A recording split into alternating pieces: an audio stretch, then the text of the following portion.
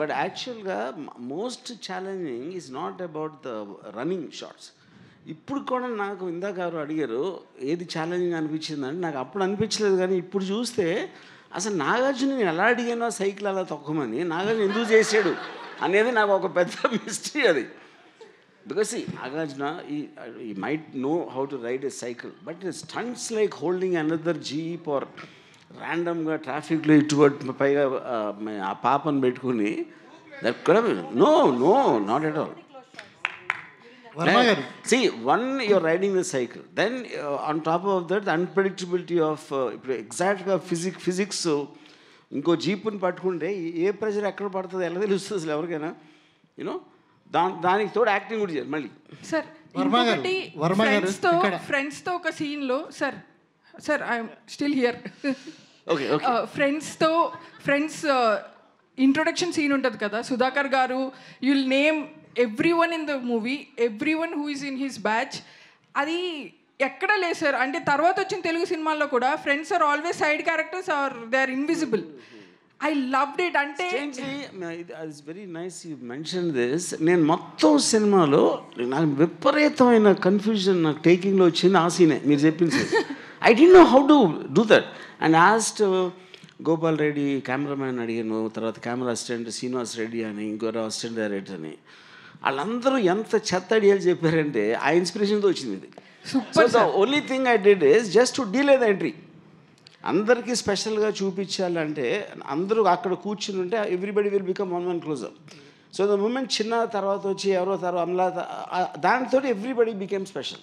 You made it real sir. And entrance సీన్లో కూడా అది నాకు ఆ విలన్ రాగానే it felt like I'm in, నేను అక్కడే ఉన్నాను. Some rowdy was attacking me like చూసేటప్పుడు ఆఫ్ కోర్స్ నాకు రియల్గా అనిపించింది. So the taking was so realistic. అసలు బయట ఎలా జరుగుతుందో అలాగే ఉంది. It was never even real location, Swapnalok or any నాకు తెలియని లొకేషన్స్ అన్ని మ్యామ్ చెప్తుంటే విన్నా.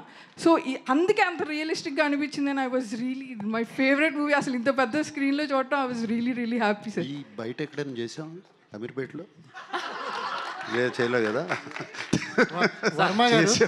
వర్మ గారు ఇక్కడ వర్మ గారు సార్, ఇక్కడ ఎస్ఎస్ పట్నాయక్ నా పేరు, పెమ్స్ టీవీ సార్. మీరు లెఫ్ట్లో ఉన్నారు రైట్ సార్, ఇటు side sir.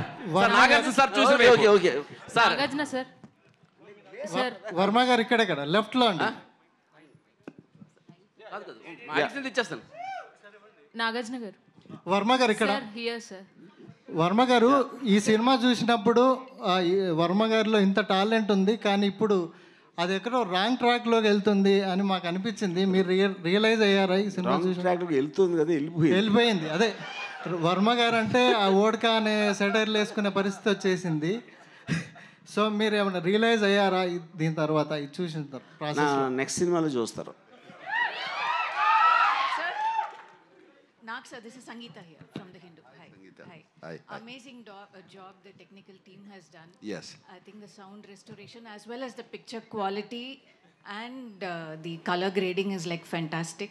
Gives you it just takes us back into time.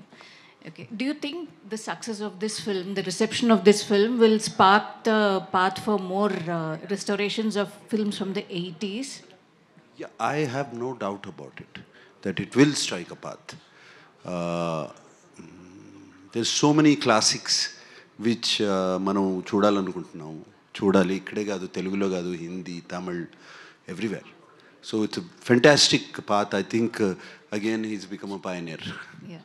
Varma sir, I have one question for you. When I watched the film today, I really wanted to know if there's a backstory to Shiva's character also. Why I'm asking this is he comes across as very courageous, does not back down. There must be something in him that gives him that kind of resilience, isn't it? Yeah. See, I mean, that's an interesting question. To start with, I always believed that to tell a backstory is actually somewhere kind of kills the anticipation of a character. ఇప్పుడు నేను only thing ఏమి ఇచ్చాను, ఒకే ఒక్క సీన్లో Nagarjuna is practicing boxing, that would be kind of a certain logic that why he is able to fight so well. అదే చాలా సటిల్గా దాంట్లో ఇంకొక లవ్ సీన్ ఉంది, అమలాతో చిన్న కామెడీ ఉంది అది అంత. దాన్ని మించి అసలు నేను ఎప్పుడు I didn't explain why exactly is able to fight such dangerous goons or whatever. And the film is actually seen from Shiva. So you should not see Shiva independently. అతను ఎక్కడి నుంచి వచ్చాడు ఏంటి తన బ్యాక్గ్రౌండ్ అని చెప్తే the mystery of Shiva will go, and also it will deviate the topic from the world Shiva is entering. Yeah, that's my logic. Nagarjuna sir. Hi sir, this is Rani. Shiva సినిమాకి ముందు మీరు చేసిన సినిమాలు వేరు సార్, శివ తర్వాత వేరు. కానీ శివకు ముందు చేసిన సినిమాలతో మీరు పోల్చుకుంటే ఈ స్టోరీ మీకు వర్మ గారు చెప్తున్నప్పుడు ఆడియన్స్ పాయింట్ ఆఫ్ వ్యూలో మీరు ఏం ఆలోచించారు సార్? నాకు ఇంతకుముందు కూడా నేను చెప్పాను ఇంటర్వ్యూస్లో కూడా, ఐ వాజ్ శివాకు ముందు of course I've done Geetanjali నుంచి కొంచెం చేంజ్ ఓవర్ స్టార్ట్ అయింది నాలో. బట్ అప్పటికి నేను చేసే సినిమాలు నాకు నచ్చట్లేదు, నా క్యారెక్టర్స్ నాకు నచ్చట్లేదు, వేసుకునే బట్టలు నాకు నచ్చట్లేదు. And it is not I'm criticizing other films or other directors, నాకు నచ్చట్లేదు. సో నేను చేయాలి అన్నప్పుడు నాకు మణిరత్నం గారు కానీ, దాని తర్వాత ఇమ్మీడియట్లీ రామ్ గోపాల్ వర్మ వచ్చి కథ చెప్పడము, and 2 different genres completely opposite to each other. And 2 sensibilities నాకు నచ్చే sensibilities, and both of them are master craftsmen, and it worked out. ఈ సైకిల్ చైన్ ఐడియా ఎవరిది సార్ అసలుకి? అది సినిమాలో దానికి ఉన్న back. See, cycle chain idea, the basic concept, because Nagarjuna is a student. He came to study. He never came to hit someone or fight someone. But he was forced into a situation. తన ఎదురుగా ఒక అమ్మాయిని dash కొట్టి వెళ్ళిపోతూ ఉంటే, and he resisted. And those guys were waiting for him. So I wanted a weapon which can be found there. He shouldn't be carrying a weapon. ఇప్పుడు వాళ్ళు అంటే రాడ్లు గీడ్లు అన్నీ తీసుకొచ్చారు ఇంటెన్షన్ కొట్టడానికి. That was not Nagarjuna's intention. So first punch kottin tarvata, the fact that they are all getting ready for the weapons and he needs a weapon, I still can't continue with the hands. So weapon akkada em chestaru ante cycle chain ani, that was the idea. Because if he already got something dablatloki veltanani, that will make him look as bad or as same as them. I wanted the difference to be created. When he has the courage, he can make a weapon out of something which is available at that time. Yeah. అసలుకి ఈ Shiva thought అనేది మీకు ఎప్పుడు వచ్చింది sir అసలుకి? Sir ఏది Shiva thought? Yes. Yeah.